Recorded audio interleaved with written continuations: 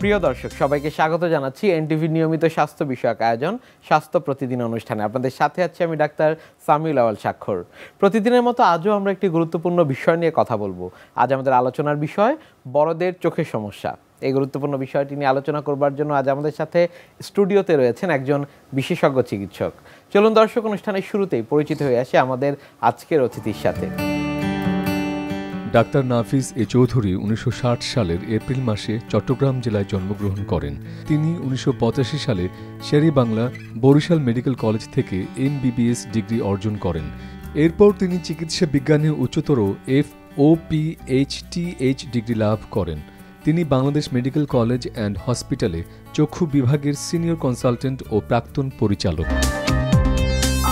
Sir, আপনাকে স্বাগত জানাচ্ছি আমাদের আজকের এই আয়োজনে। আপনাকে এবং এনটিভিকেও স্বাগতম আমাকে ইনভাইট করার জন্য। স্যার, বড়দের চোখের সমস্যা একেবারে অনুষ্ঠানের শুরুতে স্যার আপনার কাছে যে বিষয় জানবার সেটি হচ্ছে যে বর্তমান সময়ে আমরা আসলে বড়দের চোখের কোন কোন সমস্যাগুলো বেশি দেখতে পাচ্ছি? বেসিক্যালি আমাদের মোস্ট কমন ডিজিজ যেটা হলো রিভার্সিবল ব্লাইন্ডনেস, ক্যাটারাক্ট। তারপরে যে জিনিসটা হলো গ্লোকোমা, তার নেত্রনালী যে প্রদাহ ইনফেকশন হয় যেটা ড্যাক্রোসিস্টাইটিস আমরা বলি, আইরাইটিস। আরেকটা যেটা কমন ডিজিজ আমাদের বাংলাদেশে হয় সেটা হলো আমাদের তো কৃষি নির্ভর দেশ, গ্রামে কৃষকরা কাজ করে, তো ধানের পাতা পাটের পাতা লেগে কর্নিয়াল আলসার তৈরি হয়। সো কর্নিয়াল আলসারটা খুব একটা ইম্পর্টেন্ট ডিজিজ, বাট এটা অন্য অনেক কজ থাকে, বাট গ্রামের থেকে এই রোগীগুলো আমরা সাধারণত বেশি পাই। আর এছাড়াও রোড ট্রাফিক অ্যাক্সিডেন্ট বা এইসব কারণেও আমরা যথেষ্ট পরিমাণ রোগী পাই যেটাতে চোখে ইনজুরি করে থাকে। স্যার, ক্যাটারাক্ট আমরা অনেকের ক্ষেত্রে দেখতে পাই এবং অনেকের ক্ষেত্রে বয়স বাড়ার সাথে সাথে আসলে দেখতে পাই। অনেকে যেটি বলে থাকে যে না, বয়স বাড়তে বাড়তে আসলে ক্যাটারাক্টের দিকে যাবে। অনেকের মধ্যে এই ধরনের ভ্রান্ত কিছু ধারণাও রয়েছে। স্যার, আপনার কাছ থেকে আসলে জানবো যে এই যে ক্যাটারাক্ট হচ্ছে কেন হচ্ছে? স্যার, ক্যাটারাক্টের বেশ কয়েকটা কারণ রয়ে গেছে। প্রথম মোস্ট ইম্পর্টেন্ট কারণ যেটা হলো সেটা হলো সেনাইলিটি, বয়সের সাথে যেটা হয় আফটার 60 অথবা 50 আবার 70, এখন ডিপেন্ড করে পার্সন টু পার্সনের বডির কোয়ালিটির উপরে। কারোর দেখা যায় 60, কারোর 70-তে হচ্ছে, সেটা মোস্ট কমন কজ। আর যে কজের কারণে হতে পারে সেটা হলো ট্রমা, আঘাত, যে কোনো আঘাতের কারণে করতে পারে চোখে। 3 নম্বর যে কারণটা হতে পারে সেটা হলো যদি কোনো মেডিকেশন থাকে, যেমন স্টেরয়েড, যদি এটা লং টাইম খাওয়া হয় সেটা তো ক্যাটারাক্ট করতে পারে। তারপরে আলট্রাভায়োলেট রে, এক্সপোজার, রেডিয়েশন, এগুলোও করতে পারে। ইভেন কোনো সিস্টেমিক ডিজিজও করতে পারে, যেমন ডায়াবেটিস মেলাইটাস কমন। সো এগুলোই মেনলি চোখের মানে ক্যাটারাক্টের মোস্ট ইম্পর্টেন্ট কারণগুলো হলো এটাই। নিশ্চয়ই স্যার, ক্যাটারাক্টের দিকে যাচ্ছে বা চোখে ছানি পড়ছে, আমাদের স্যার প্রান্তিক পর্যায়ে যে মানুষগুলো রয়েছে তারা আসলে কিভাবে বুঝবেন বা কখন আসলে চিকিৎসকের শরণাপন্ন হবেন তারা? এই জিনিসটা ভ্যারি করবে আমি কি প্রফেশনের সাথে রিলেটেড। এখন একজন ডক্টর আপনার মতো আমার মতো তাদের খুব মাইনিউট জিনিস নিয়ে কাজ করতে হয়, যার ফলে তারা প্রথমে সামান্য একটু প্রবলেম হলে বুঝে ফেলে, অথবা এই ধরনের যারা প্রফেশন আছে। কিন্তু একটা গ্রামের লোক যে গ্রামে কাজ করে, খোলা মাঠ, সব কিছু পরিষ্কার, তার এত পড়তে হয় না, লিখতে হয় না, যার ফলে সে হয়তো অত একটু ডিলেতে বুঝে।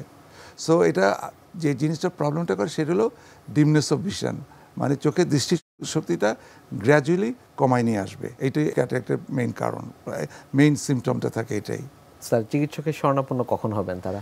যখন ফাংশনাল অ্যাক্টিভিটি, মানে আমাদের নর্মাল দৈনন্দিন কাজ করতে যখন আমরা প্রবলেম ফিল করব, সেই সময়ে শরণাপন্ন হয়, এবং সার্জারিটাও তখন করা উচিত। নিশ্চয়ই স্যার, চিকিৎসকের কাছে যাবার পর আসলে কিভাবে আপনারা নিশ্চিত হবেন যে না এটি আসলে ক্যাটারাক্ট, এবং সেটি কাউন্সেলিং কিভাবে করবেন? এটা আমাদের কিছু মেশিন থাকে, যেমন স্লিট ল্যাম্প বা এই ধরনের মেশিন থাকে।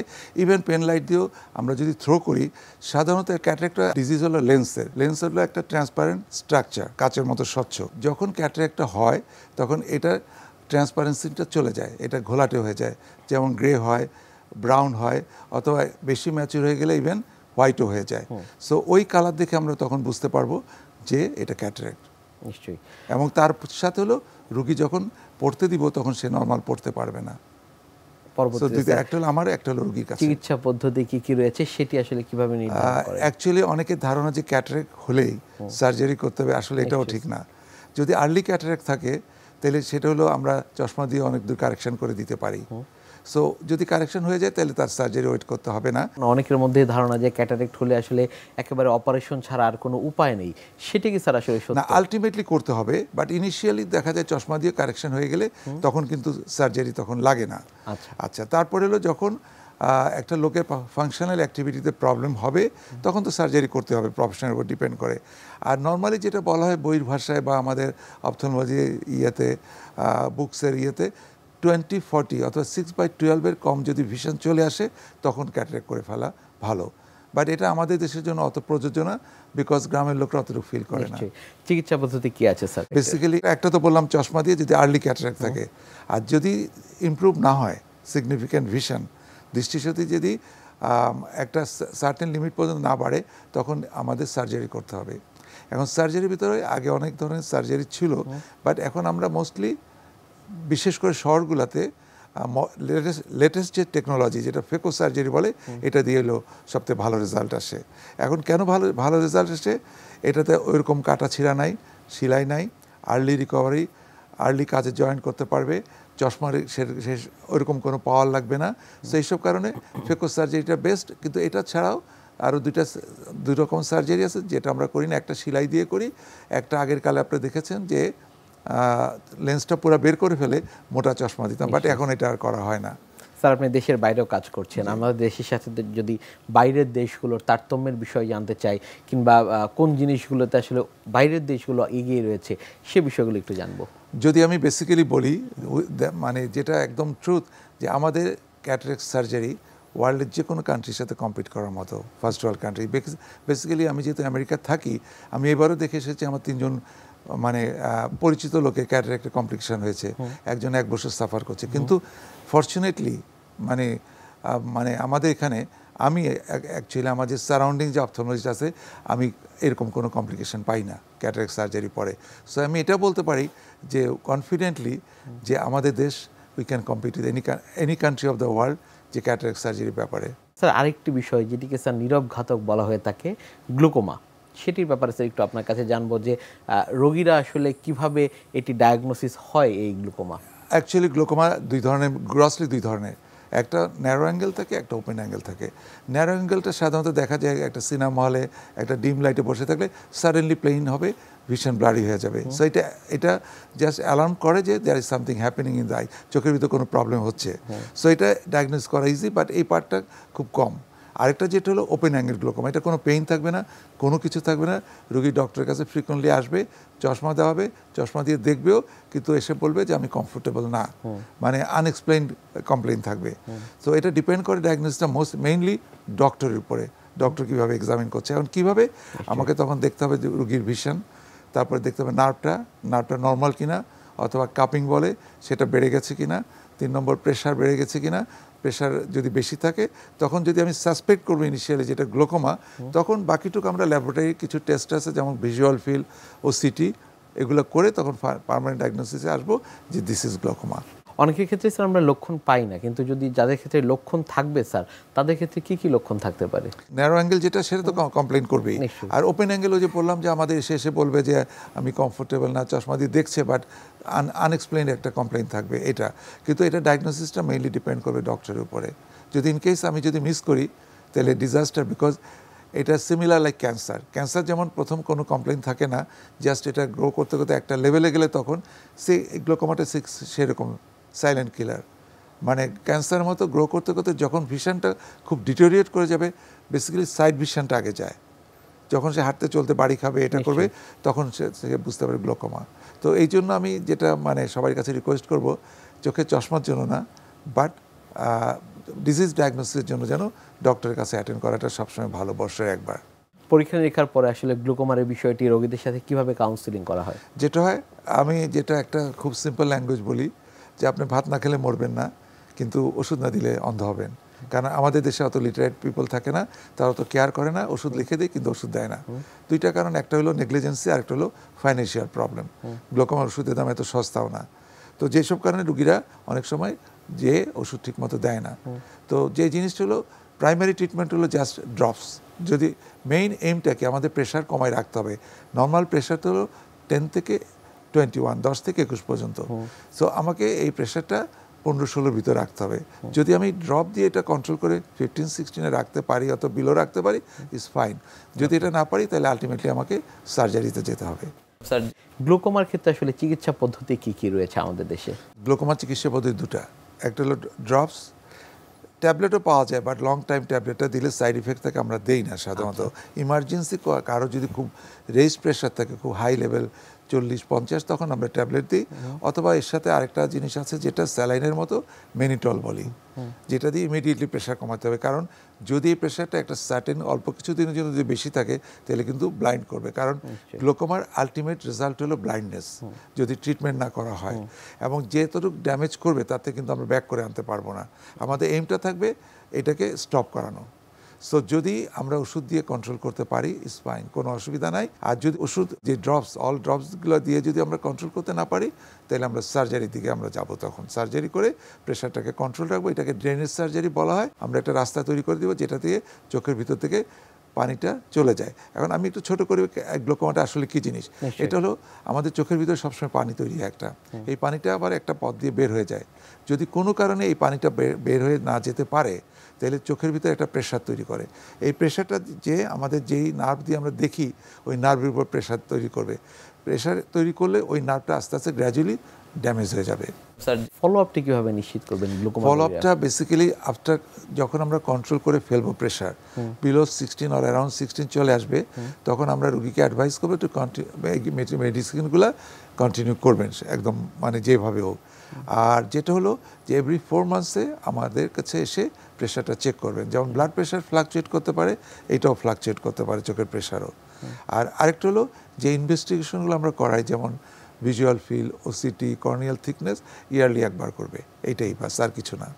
এবং এটা আমি শিওর করতে পারি, যদি কেউ কোঅপারেট করে, ইভেন যদি অ্যাডভান্স গ্লোকোমা হয়, তার কাজ করার মতো ক্ষমতা দৃষ্টি যদি ট্রিটমেন্ট ঠিক মতো করে, সারা জীবনের জন্য রাখা যায়। কর্নিয়াল আলসার আমরা অনেক সময় দেখি স্যার, সেক্ষেত্রে আসলে কি করণীয়? কর্নিয়াল আলসার এটা একটা জাস্ট পেইনফুল ডিজিজ। এটা সাধারণত রোগী কমপ্লেন নিয়ে আসবে, আমার চোখে ব্যথা হচ্ছে, চোখ দিয়ে পানি পড়ছে, চোখ লাল হচ্ছে, দৃষ্টিশক্তি ঝাপসা হয়ে যাচ্ছে। সো যখন আসবে, এটা আসলে কয়েকটা অর্গানিজম করে, যেমন ফাঙ্গাসে করতে পারে, ব্যাকটেরিয়াতে করতে পারে, ভাইরালে করতে পারে। মোস্ট কমন 3টা জিনিসটা হলো এটা। এখন কোন অর্গানিজমে করছে এটার উপর ডিপেন্ড করবে ট্রিটমেন্টটা। সো যদি ব্যাকটেরিয়াল হয়, অ্যান্টিবায়োটিক দিয়ে করব। অ্যান্টিবায়োটিকের সাথে আরও কিছু মেডিকেশন দিই যেটাকে চোখকে কমফোর্টেবল রাখে, যেমন অ্যাট্রোপিন অথবা হোমাট্রপিন দিই, অথবা রাত্রেবেলা মলম দেওয়া হয়। যদি ফাঙ্গাল হয় তাহলে অ্যান্টিফাঙ্গাল মেডিকেশন দিয়ে করব, যেমন অ্যান্টিফাঙ্গাল মেডিকেশন। যদি ভাইরাল হয়, অ্যান্টিভাইরাল মেডিকেশন দিয়ে করব।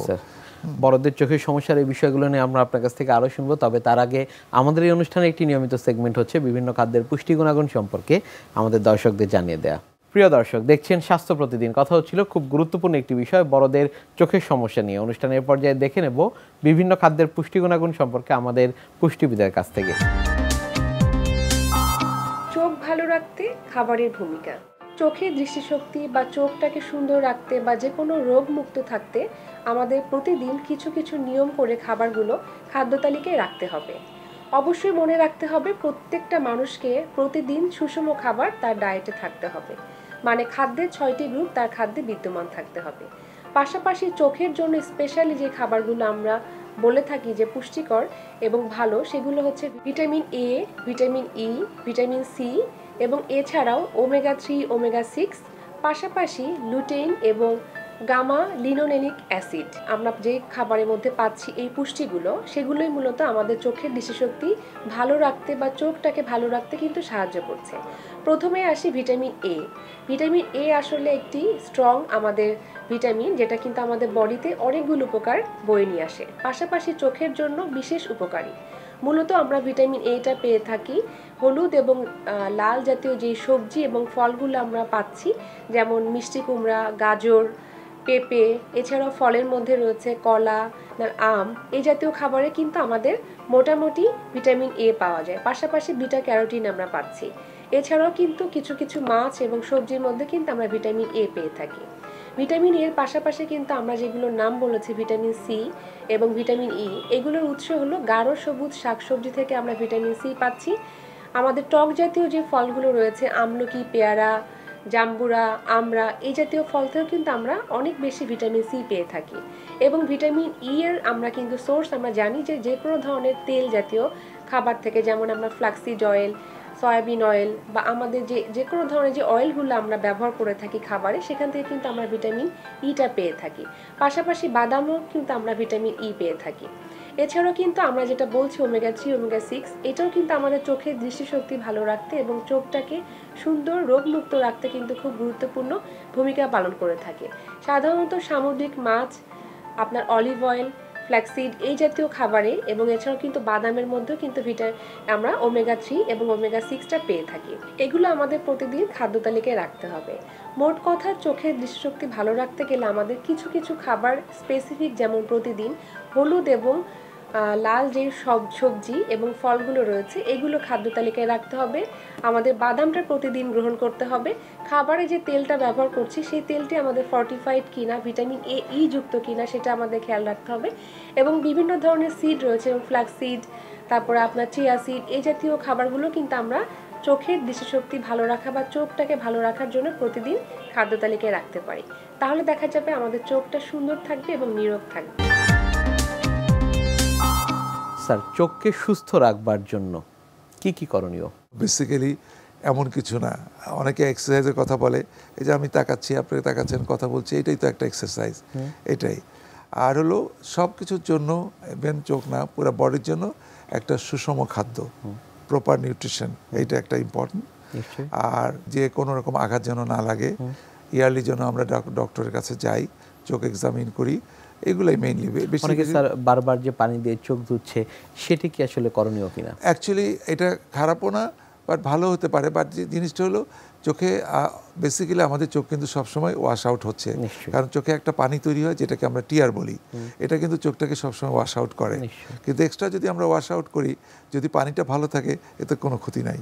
যে কর্নিয়াল আলসার তো অনেক কাজের আঘাতের কারণেই সাধারণত হয়, কিন্তু আমাদের দেশে একটা মেইন কজ হলো, গ্রামে যারা কৃষক কাজ করেন, ওনারা ধান খেতে কাজ করেন, পাট খেতে কাজ করেন, এই ধানের পাতা, পাটের পাতা লেগে আলসারটা খুব বেশি হয়। স্যার, চক্ষুদান এর ক্ষেত্রে স্যার প্রতিবন্ধকতার বিষয়গুলো কি, বা বর্তমান বাংলাদেশে প্রেক্ষাপটে এর অবস্থান কেমন দেখছেন? এটা জিনিসটা হলো, এটা ভেরি ভাইটাল কোশ্চেন। সন্ধানী বেসিক্যালি আমাদের কর্নিয়া নিয়ে ডিল করে। এখন এই জিনিসটা হলো, অনেকে কর্নিয়া দান করছে আমরা দেখছি। এখন প্রতিবন্ধকতা কোথায় থেকে হয়? এক নম্বর হলো আমাদের রিলিজিয়াস কারণ অনেকে ধারণা দেয় শরীরে কোনো অঙ্গ প্রত্যঙ্গ দিলে ধর্মীয়ভাবে এটা অ্যাকসেপ্টেবল না, যেটা সত্যি না, এটা it is not true. Second হলো, কেউ চক্ষুদান করছেন, কিন্তু দেখা গেল দান করার পরে তার ছেলেমেয়েরা বলো না আমরা চোখ দিব না, হ্যাঁ, আব্বা বা আমার চোখ, এই একটা কারণ। 3 নম্বর হলো, আমাদের কাছে ওইরকম ম্যান পাওয়ার বা ডাটা থাকে না, যখন একটা লোক এক্সপায়ার করে, মারা যান, কিন্তু তার খোঁজও আমরা পাই না ঠিক মতো, তখন ওইটা তো মিস করি। যার ফলে হয় কি, আমাদের যদি আমরা কর্নিয়া সাফিসিয়েন্ট পেতাম, তাহলে কিন্তু বাংলাদেশের মেজরিটি লোক ব্লাইন্ডনেস থেকে রিকভারি পেত। থার্ড ওয়ার্ল্ড কান্ট্রি, একটা কান্ট্রির কথা বলবো যেটা পায়োনিয়ার, শ্রীলঙ্কা, এবং তারা এক্সপোর্টও করে কর্নিয়া, এবং তারা এত বেশি সার্ভিস এই কর্নিয়া কালেক্ট করে যে আমাদের দেশেও তারা সাপ্লাই দেয়। নিশ্চয়ই স্যার, অনেক ধন্যবাদ স্যার আপনাকে আমাদের আজকের এই অনুষ্ঠানে আসবার জন্য। আপনাকে ধন্যবাদ, এনটিভি সবাইকে, কলাকুশলী সবাইকে ধন্যবাদ আমাকে এখানে আনার জন্য। প্রিয় দর্শক, এতক্ষণ দেখছিলেন স্বাস্থ্য প্রতিদিন। কথা হচ্ছিল খুব গুরুত্বপূর্ণ একটি বিষয়, বড়দের চোখের সমস্যা নিয়ে। আশা করি আমাদের এই গুরুত্বপূর্ণ তথ্যগুলো আপনাদের অনেক বেশি উপকারে আসবে। অনুষ্ঠানের পর্যায়ে দেখে নেব কি থাকছে আগামী পর্বে স্বাস্থ্য প্রতিদিন অনুষ্ঠানে। তো হাইপার টেনশনের কারণ যদি আমরা বিশ্লেষণ করি, প্রথমেই যে কারণটি, সেটাকে আমরা বলি হচ্ছে যে আমরা জানি না। তো আমরা জানি না কথাটা আবার কীরকম হলো, সেটাকে আমরা ডাক্তারি গাল ভরা ভাষায় বলতে চাচ্ছি যে ইডিওপ্যাথিক। তার মানেটা হলো যে নিশ্চয়ই কোনো কারণ আছে। চিকিৎসা বিজ্ঞানে এখনও এই উচ্চ রক্তচাপের এই ঘরানাতে হাঁটি হাঁটি পাপা করছে। এখন পর্যন্ত ওই যে জানি না এর কারণটি উদ্ঘাটন করতে সক্ষম হয়নি। বিশ্বের যে কোনো প্রান্ত থেকে যে কোনো সময় আপনাদের পছন্দের অনুষ্ঠান স্বাস্থ্য প্রতিদিন দেখতে ভিজিট করুন আমাদের পূর্ণাঙ্গ ওয়েব পোর্টাল www.ntvbd.com এ। এছাড়া এনটিভি সব জনপ্রিয় অনুষ্ঠান ও খবরের আপডেট পেতে ভিজিট করুন আমাদের ইউটিউব চ্যানেল ও ভেরিফাইড ফেসবুক পেজে। আজ এখানেই শেষ করছি, আগামীতে আবারও দেখা হবে। সে পর্যন্ত আপনারা সবাই ভালো থাকুন, সুস্থ থাকুন, এনটিভির সাথেই থাকুন। আল্লাহ হাফেজ।